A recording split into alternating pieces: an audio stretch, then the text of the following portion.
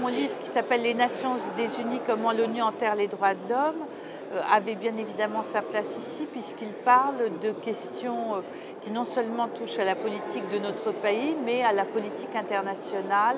L'ONU se structure à partir des pays qui le composent. Et aujourd'hui, la majorité des pays qui composent l'ONU, sur 192 pays, vous avez une majorité de dictatures et de pays autoritaires qui, bien évidemment, ont, et cela a une conséquence dans les débats, non seulement qui ont lieu, mais sur un certain nombre de régressions, notamment autour des textes des droits humains qui ont été élaborés depuis 60 ans. Les démocraties sont obligées de faire un certain nombre de capitulations sur leurs principes qui risquent de mettre en danger les structures mêmes de nos États et qui peut effectivement mettre en danger la liberté d'expression, les droits des femmes.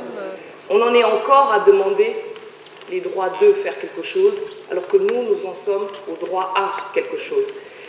Et les droits à, dans ces pays, sont à un horizon encore lointain.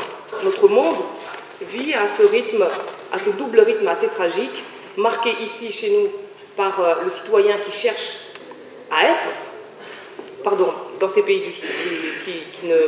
où les droits de l'homme ne sont pas tout à fait respectés, et ici par le citoyen qui s'efface devant la personne. Le citoyen est devenu un individu consommateur. Le système économique moderne, qui a été prodigieusement efficace par rapport à tous les autres, s'est construit que là-dessus. Donc ça vient polluer notre débat peut-être. D'une certaine façon, ça pollue la dimension philosophique du débat. Mais c'est un fait encombrant, majeur, qui est là.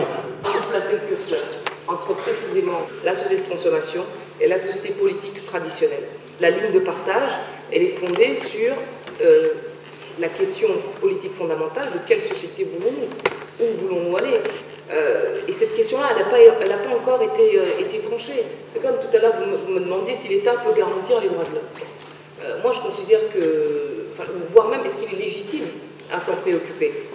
Bien évidemment que oui. Si ce n'est pas l'État, qui va le faire?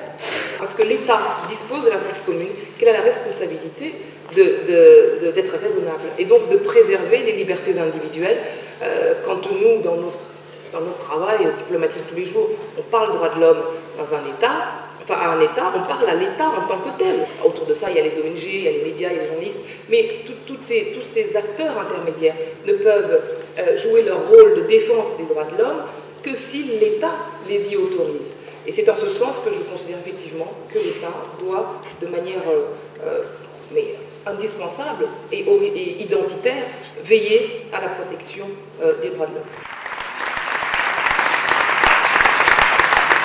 Comme il a été dit à l'instant, il n'y aura pas de réorganisation de la puissance publique si elle n'est pas planétaire et si elle ne déploie pas un humanisme juridique.